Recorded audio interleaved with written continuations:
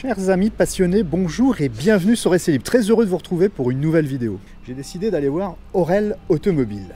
Et je rappelle pour ceux qui ne connaissent pas Essai Libre, c'est une vidéo par semaine, tous les dimanches matins avec son petit bol de café. Donc on n'hésite pas à s'abonner si ce n'est pas fait et activer la petite cloche pour être au courant des futures vidéos. Allez, on va retrouver Corentin.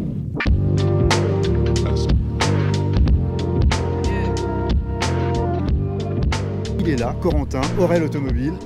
Qu'est-ce que tu nous fais comme service? On est spécialisé dans la reprogrammation, dans la réparation, dans tout ce qui est électronique. Parce que maintenant, une voiture, depuis 2010, une voiture, t'as que de l'électronique. Eh oui. T'as un problème, c'est électronique. Et oui, on l'avait bien noté ça, effectivement, et de plus en plus. Hein. Voilà. Les problèmes mécaniques, ça te fait de plus en plus rare, même si tu en as encore. Maintenant, c'est que de l'électronique. Par exemple, tu vas dans un concessionnaire qui te fait un diagnostic, il te sort par exemple des Blue qu'on fait énormément.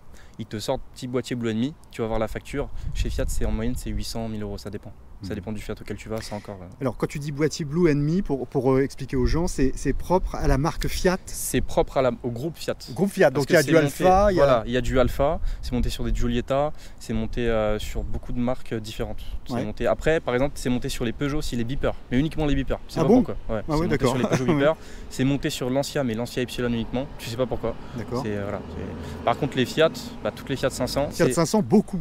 Énormément. Énormément, puis il y en a beaucoup des Fiat 500. Comme je te disais avant, j'en fais au moins entre 3 et 5 par semaine. Des Blue ça tombe tout le temps en panne. Et la plupart du temps, c'est sur les Fiat 500. Et quand ça tombe en panne, qu'est-ce que ça fait du coup? Quand ça tombe en panne, pour ceux qui connaissent pas, après oui, nous on explique énormément partout, on a plein d'articles sur le site, on explique ce que ça fait. Mais quand ça tombe en panne, tu as ton petit compteur au niveau du kilométrage, ça clignote. Ton Bluetooth qui marche pas. Ton port USB au milieu, tu as un petit port USB qui marche pas, pareil. Et ta batterie surtout qui se décharge. Ah oui, c'est ça le pire. En 2 jours, tu n'as plus de batterie, ta batterie est bouffée, tu veux démarrer, terminé.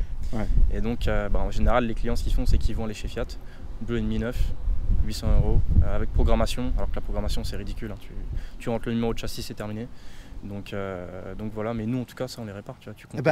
Tu comptes 200 €, soit tu nous déposes la voiture avec la voiture, démontage, remontage, plus tout ce qu'il y a à faire à côté, 250 €. Tu nous envoies uniquement le boîtier ou tu vas nous déposer le boîtier en main propre, c'est 200 €. 200 € par rapport au concessionnaire ou là Par rapport au concessionnaire qui te font peut-être, il y en a qui vont payer un diagnostic avant. 5, 600. Pourtant ils connaissent le problème. Donc tu as le diagnostic. Après je sais pas exactement, j'ai jamais vu de vraie facture. À chaque fois que j'ai un client qui vient, il me dit oui, je suis allé chez Fiat avant, ils me disent 700 € pour le boîtier, machin. Ça dépend du Fiat, comme je t'ai dit. Tu vas dans un Fiat, c'est 700, dans un autre 800, dans un autre 1000. Et il y a des pannes récurrentes chez certains constructeurs par rapport à des équipementiers qui te mettent des trucs pas toujours super fiables. Exactement. Bon, et c'est ça que j'aime bien, moi. Il y a des gens qui ont vu cette problématique et qui se sont dit on va apporter des solutions, dont Aurel Automobile. C'est pour tout le monde, tu vois. On apporte des solutions au client qui va payer moins cher. Mais oui. Et puis nous, tout le monde est gagnant. Tout le monde est gagnant. Tout le monde est gagnant. La clé, qui est une clé Mercedes, qui est très particulière d'ailleurs. C'est justement ces clés-là qui tombent énormément en panne. Ça, on les répare aussi. Enfin, on les refait, tout simplement. Elles se déprogramment. En fait, soit ça fonctionne par infrarouge, si tu veux, tu as une info qui est envoyée comme ça, qui est envoyée jusqu'ici et qui est transmise à l'EZS. Cette pièce-là, c'est le Neumann en fait, qui est comme ça. C'est la sécurité. Il n'y a que ça qui est visible. Oui. Et toi, tu mets ta clé comme ça, tu la rentres dedans, tu tournes. Et justement, quand c'est en panne, des fois, tu peux pas tourner comme ça. Tu te retrouves bloqué avec ta voiture, tu peux rien faire. Avec ta voiture, tu peux rien faire. Et ça, c'est sur certains modèles. Celui-là, il est sur de mémoire, ça va être sur un Vito. Vito entre 2004-2005 et jusqu'à 2012, tu vois. D'accord. Et donc celui-ci, tu peux pas tourner. Tu as certains EZS où tu peux tourner ta clé, mais le contact ne se met pas. Voilà. Et ça, c'est une panne qu'on répare. Il nous faut juste cette pièce-là, les clés du véhicule, et certaines fois, il nous faut aussi, tu as un verrou de colonne qui fait partie du kit de démarrage. C'est celui qui vient verrouiller la colonne. Sur le Mercedes, tu l'entends bien. Dès que tu rentres ta clé là, tu as le petit verrou qui fait zip. Tu l'entends bien. Tu l'entends bien. Et en général, des fois, sur certains modèles, il nous faut cette pièce-là aussi. D'accord. Nous, on répare le tout. C'est garanti, c'est fonctionnel. Par rapport au concessionnaire, tu sais combien on paye au concessionnaire pour ça? T'évite, justement, j'y venais, ça t'évite d'aller au concessionnaire et de payer des factures à 1500-2000 € parce que te changent tout le kit de démarrage. Par exemple, pour ça, ils vont venir te le changer, te le programmer sur la voiture. Donc tu payes la pièce, tu payes la programmation, tu repayes des clés. Ils te facturent tout. Tout. Et toi, chez toi, si on veut se faire réparer ça coûte quoi? Il faut compter 400 € pour le ZS. Bon, voilà. Par rapport à 1000. Par rapport à une facture à 1500, 2000. Après, j'ai pas les chiffres en tête. C'est ça. Quand j'ai des clients qui viennent qui me disent j'ai fait un devis chez Mercedes, ils me demandent 2000 €, tu vois. Au fur et à mesure, j'entends les clients, donc je sais à peu près comment ça coûte. Bon, voilà ce que j'aime. C'est ça que j'aime, c'est qu'on fasse des économies, que le concessionnaire ne nous plume pas. Exactement. C'est juste ça. Et comme ça, on réutilise. Et en plus, c'est écologique. On va dire tu réutilises le boîtier parce que tu le reprogrammes, c'est électronique en fait. C'est électronique et sur la carte aussi, ça dépend. Ça dépend vraiment. Ah, ça dépend du modèle.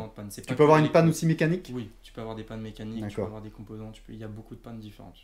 Le Blue Enemy dont on parlait tout à l'heure, le truc chez Fiat. Chez Fiat, tu vois là. Oui. Tous les logos ici. Alpha, Lancia et Fiat. Ouais, et ça merde aussi. Ce boîtier-là qui merde avec la prise bleue. Ce boîtier-là. Dont on parlait tout à l'heure, qui s'appelle le Blue Enemy. Que tu es obligé de reprogrammer aussi, pareil, parce qu'il a sauté. Réparer, pareil, la panne qui vient de. C'est le temps, je ne sais pas ce qui fait que ça déconne comme ça. Bon. La batterie. La batterie, tu m'as dit.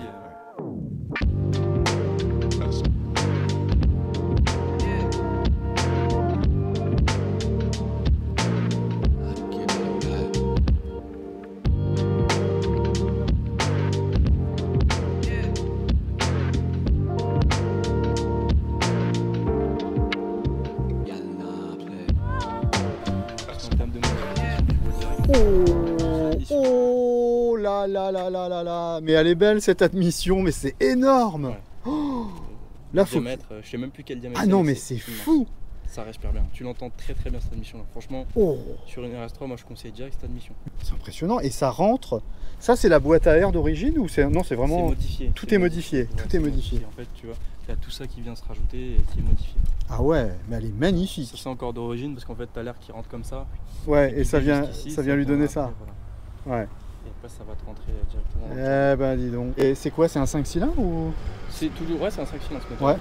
C'est ça, hein. Là, c'est représenté de toute façon ici. Ils arrivent à représenter ça, ils font 1, 2, 3, 4, 5. Ouais, c'est là. Basiquement, là, si tu veux, c'est les cylindres en plastique là. Qui fait combien? 400. D'origine 400 chevaux, 480 Nm. D'accord.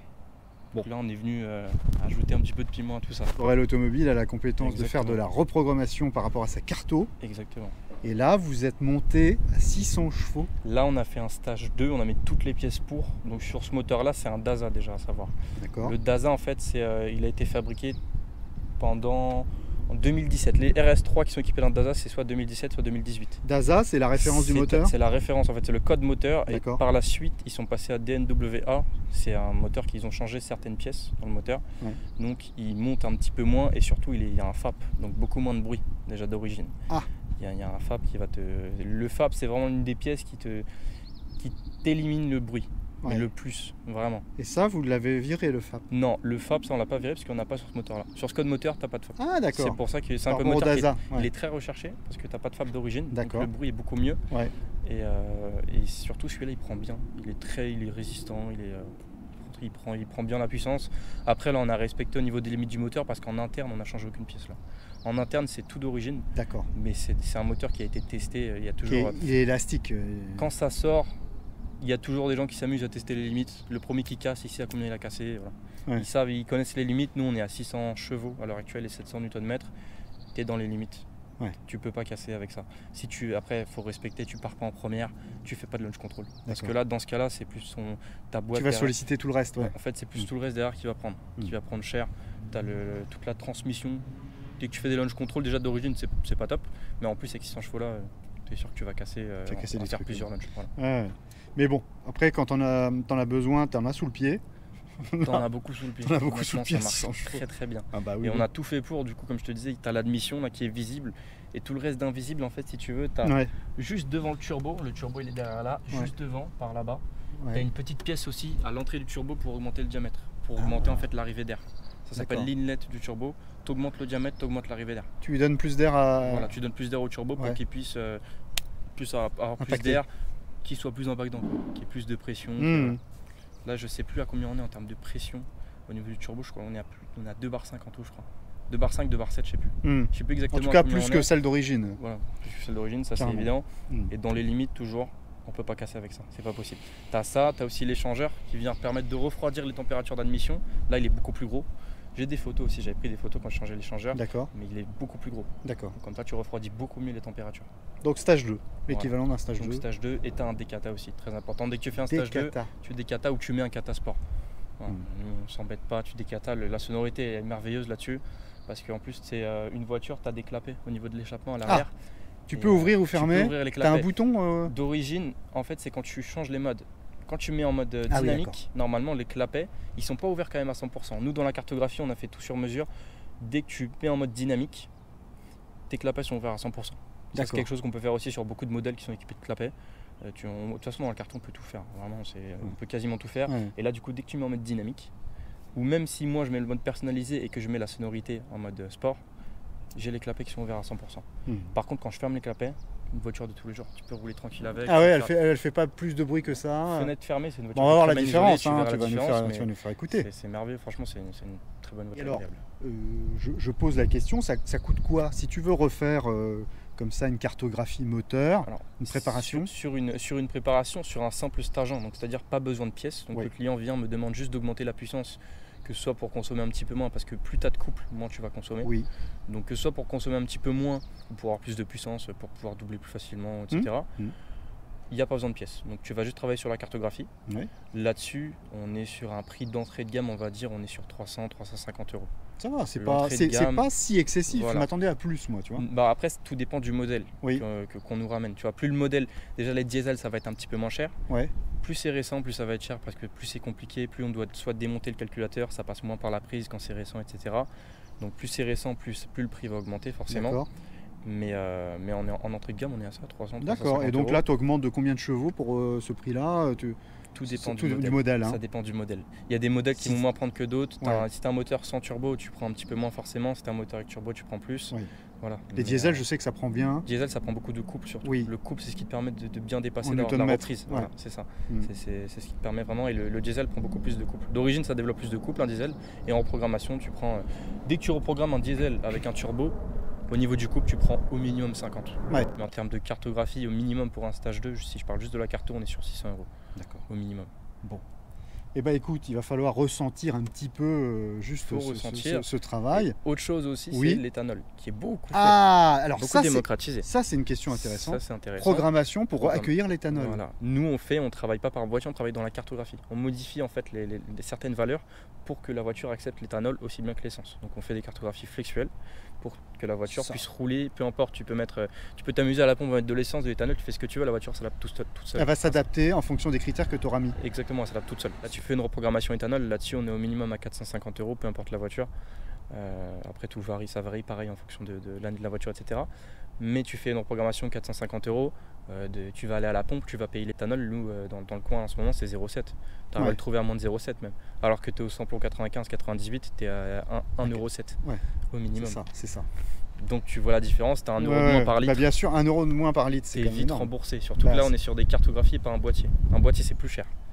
Mais attention parce qu'après au niveau de la législation, avec un boîtier, tu peux redemander une carte grise, tu peux avoir ta carte grise qui fait que tu roules. Parce que tu le débranches et tu le rebranches, mais... C'est juste qu'un boîtier, c'est reconnu par l'État, on va dire, pour refaire une cartographie, pour refaire une carte grise, pardon. Par contre, une cartographie, c'est moins reconnu, donc techniquement, au niveau de la législation, tu peux pas. Mais il n'y a pas vraiment de loi, c'est pareil, c'est compliqué. Tu as des sociétés, tu vois, tu as des, on va dire des concurrents, même si c'est pas des concurrents, tu as Shiftech, tu as tous les trucs comme ça qui proposent ça aux yeux de tout le monde sur le site internet partout. Mais en soi, au niveau de la législation, si tu écoutes certaines personnes, on va te dire non, tu peux pas, t'as pas le droit, faut déclarer à l'assurance, machin. Ce qui est sûr, première chose, c'est que quand on fait une reprogrammation, il faut le déclarer à l'assurance. Ça, c'est la base. Parce que si demain tu as un accident, l'expert va très loin, il regarde ta cartographie, c'est modifié, l'assurance, c'est au revoir. Parce que ça va être directement à cause de ça que tu as fait l'accident. Et puis si ça implique du corporel, je te laisse imaginer à quel point tu te retrouves dans la merde juste pour une reprogrammation. Je vais aller voir, Corentin, c'est aussi l'échappement à l'arrière, parce que tu m'as parlé de clapet, ça respire. Il y a un beau calibre sur ces versions. Là, on est sur de sur ces versions RS. Allez voir ça. On est sur de alors, je sais pas si on verra quelque chose là, parce que tu vois. Tu verras rien. On verra rien, mais plus comme ça, tu vas voir. Mais en dessous, on voit. T'as le gros silencieux là-dedans. Ah ouais, puis c'est double sortie dans le gros tuyau en fait. Oui. Sur chacun. Parce que t'as des clapets justement. Et il y a les clapets dedans. C'est pour ça. Eh ben dis donc. Mais ça c'est d'origine. Ça c'est d'origine. D'origine, c'est une option chez Audi sur cette voiture-là. Oui, bah il faut freiner la cavalerie, puis bol en alu avec disque de frein percé, ventilé. T'es chaussé en quoi là? T'as du 255-30 R19. Pas mal. Tout est vraiment là, on est sur de l'origine. Elle est de quelle année là, cette RS3? 2018. 2018, ouais. Bah quand même, ça commence à chiffrer les années, tu vois, ça fait combien ça? Ça fait 7 ans? Mine de rien, ouais. Bah mine de rien, t'as raison. Mais bon, ça vieillit très bien. Super bien ces voitures-là. Ça ne se démode pas. Le truc que j'aimais bien, Corentin, c'est le GPS qui était, enfin l'écran, qui était complètement planqué dans la planche de bord. Moi, planqué qui sort comme ça. Ouais, je trouve ça génial. Je trouvais ça très bon. Moi. Tu peux le rentrer en plus comme tu veux avec les petits boutons. Ouais, franchement, c'est top. Ouais, ça c'est top. Franchement, t'avais une planche du coup épurée et bien sûr, ça moussait jusqu'au fond, très qualitatif. Ça fait partie des petites choses que vous avez fait? Non, c'est d'origine ça. D'origine Alcantara comme ça? Il me semble que c'est une option. Alcantara comme ça, il me semble que c'est une option. D'accord. Allez. Alors, on va faire un petit tour. Ouais, un petit tour. Là, tu viens d'allumer la voiture. Ouais. On est en quoi là, en mode de conduite là? Là, tu es en cold start, du coup, automatiquement les clapets doivent être ouverts là. D'accord. Parce qu'il y a plus de débit, donc à mon avis, les clapets sont ouverts. Ouais, on entend derrière que tu vas l'entendre. De toute façon, je vais commencer clapet fermé, tu vas l'entendre. Clapet fermé, fenêtre fermée, t'entends rien. Là, j'attends juste le cold start comme ça. Et c'est quoi le cold start quand tu dis? C'est pour chauffer le catalyseur. Tu le vois où? Il y a un voyant? Non, si tu l'entends. En fait, tu vois que là, elle est à plus de 1000 tours minute. Là, regarde, elle descend. Ah oui. C'est juste pour chauffer ton catalyseur. Pour qu'il soit plus efficace rapidement. Le jour et la nuit. Ouais. Bah, là, tu vois, là, je vais te la mettre en mode confort. Tu vas voir que la fenêtre fermée, tu pars, t'es tranquille. Hein. Une voiture tout à fait normale. Oui, t'es sur une voiture complètement normale. De dehors, t'as un petit bruit il est juste sympa le bruit là. Il est pas trop agressif. Moi j'aime ça, hein, les voitures aux deux visages avec un bouton, tu vois, parce que quand t'as pas le choix, ça peut être chiant au bout d'un moment. Il y en a qui n'ont pas le choix sur les vieilles voitures en général. Bah ouais, t'as pas le choix. Tu commences à modifier ton échappement, t'auras pas le choix. C'est ça. Et tu vas faire du bruit tout le temps et tu peux pas faire de route avec. Alors que celle-là, tu peux faire de la route avec. Ouais. T'as de la reprise, t'as du confort, t'as tout. En fait, t'as tout dans une voiture. Ouais. Puis la sonorité de ce moteur, honnêtement, elle est magique. Bah le 5 cylindres. Hein, on dirait un petit peu, et c'est bizarre ça, tu fais la comparaison, un petit peu le V10 Lamborghini. Sur certaines notes, certains tons, moi il me fait penser à ce moteur là. Et puis je n'ai pas précisé aussi, mais la boîte, dans un souci pour harmoniser le tout, pour fiabiliser, elle est reprogrammée aussi. Donc elle est beaucoup plus réactive. La boîte auto? La boîte auto est beaucoup plus réactive, elle a été reprogrammée. Ça aussi, t'agis dans la carto? Ça aussi, c'est dans la cartographie de la boîte cette fois-ci. Ouais. Rien à voir, c'est une autre opération qu'on propose aussi. Mais c'est autre chose, là c'est pour harmoniser, tu fais ça. Comme ça, tu as vraiment une voiture qui va développer de la puissance et la boîte, tu la fiabilises en augmentant sa réactivité. C'est très fort. Moi, j'aime bien cet axe de l'informatique qui te permet de travailler une voiture sans te salir les mains. Là, elle est un petit peu chaude, on va pouvoir un petit peu montrer les 600 chevaux.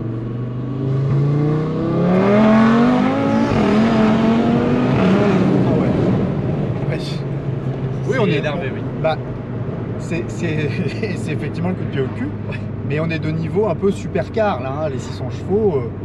Tiens, ça sont des supercars. Bah, effectivement. Ah oui, là c'est complètement. Oui, là tu l'entends bien. Ah ouais. Et tu consommes moins d'essence qu'avant quand tu roules soft? Quand je roule soft, oui. Oui. Je consomme moins qu'avant, j'ai plus de couple. Quand je roule vraiment soft, mais de toute façon en plus, pour en revenir à l'éthanol, là avec un plein, si tu roules tranquille, tu fais 450 bornes. D'accord. Avec un plein qui va te coûter 30 €. Ouais. Sur une voiture avec autant de puissance, t'imagines si tu fais si tu veux partir en vacances, ça va te coûter quoi? Ça va te coûter 60-70 €. Et pour une voiture qui a autant de puissance, honnêtement. Ah ouais. Tu entends bien. Ah oui, oui. Mais tu vois, il est soft. Tu rétrogrades, ça peut être 4-5 fois, ça s'arrête. Putain, comment ça pousse. Oh là, on est plus que le coup de pied au cul. On sent le fauteuil qui a envie de rentrer dans la colonne vertébrale. C'est fou, hein. Ah vache. Dans le tunnel, on se fait plaisir. Ah oui.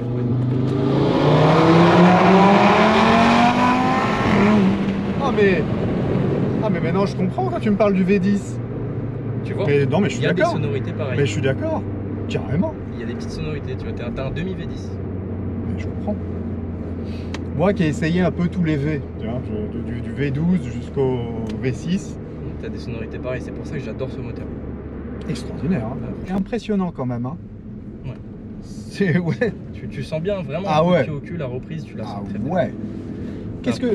Qu'est-ce que ça cote cette voiture justement quand tu as acheté le modèle 2018 là comme ça? Ça c'est une question. J'aurais su te répondre il y a un an, mais à l'heure actuelle la cote est tellement. Elle est elle est montée? Non, en fait la cote est tellement écartée, fluctuante. Ouais, je saurais même pas te répondre, tu vois.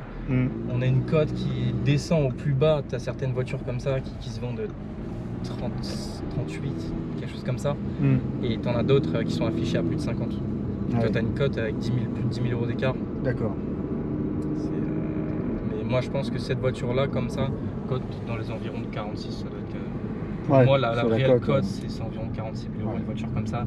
Après, tout dépend de l'état aussi, tu vois. Pour parler de prix, tout dépend de l'état de la voiture, extérieure, intérieure. Voilà. Puis les modifications. Et puis là, tu lui as amené de la valeur avec. Je lui ai amené de la valeur, mais aux yeux de beaucoup de monde, faire une reprogrammation et ajouter des pièces, ça n'amène aucune valeur. Tu vois. Ah bon? Il faut trouver le bon acheteur. C'est étonnant. Écoute, Corentin, ce petit tour est tout à fait instructif et je te félicite pour cette conduite qui est on respecte. Très soft, très respectueuse, et puis d'un seul coup, on peut s'énerver, mais on reste dans les limitations. Mais on reste raisonnable. Bravo. Voilà. On n'est pas là pour faire n'importe quoi. C'est la route publique, sinon on va sur le circuit. Mais j'aime bien ce discours. C'est important. Mais magnifique. Faut de la prévention. Il y a de plus en plus de personnes qui se croient tout permis sur la route. C'est bien. T'as quel âge, Corentin? J'ai 22 ans. T'as 22 ans. Je viens d'avoir 22 ans. Bravo pour cette jeunesse respectueuse, formidable. C'est gentil, merci à toi. Ouais, je t'en prie. Corentin, devant tout ce qu'on a dit ce matin, moi j'ai pris un bon moment. J'espère que cette vidéo vous aura plu parce qu'il y a pas mal de choses. Il y a un peu de passion, il y a un peu... Et il y en a encore à dire. Et on se reverra avec Corentin parce qu'on a passé un bon moment. Et bah, si vous avez aimé, ce qu'il convient de faire, c'est de laisser un petit pouce. Corentin, bah, vous avez toutes les coordonnées que je laisse dans la vidéo en dessous. Mail, téléphone, tout. Je laisse tout. Je laisse tout. Voilà. C'est dans les commentaires en bas, dans la description de la vidéo. Et puis bah, on se donne rendez-vous pour une prochaine vidéo. Et c'est libre. C'est une vidéo tous les dimanches matin avec son petit bol de café. Corentin, c'était pas au courant. C'est comme ça que ça se passe. J'aime pas le café. T'aimes pas le café. Il y en a qui aiment pas, mais on prend aussi le thé, le chocolat. Voilà. Le chocolat, je préfère. Bah écoute, en tout cas, c'est une vidéo tous les dimanches matins sur la passion automobile et tout ce qui est autour de la passion automobile, c'est-à-dire des professionnels comme toi qui apportent des solutions aux problèmes. Puis on se dit à dimanche prochain et on continue à bien vivre sa passion, c'est le plus important. Bisous, à bientôt, ciao. Salut Corentin.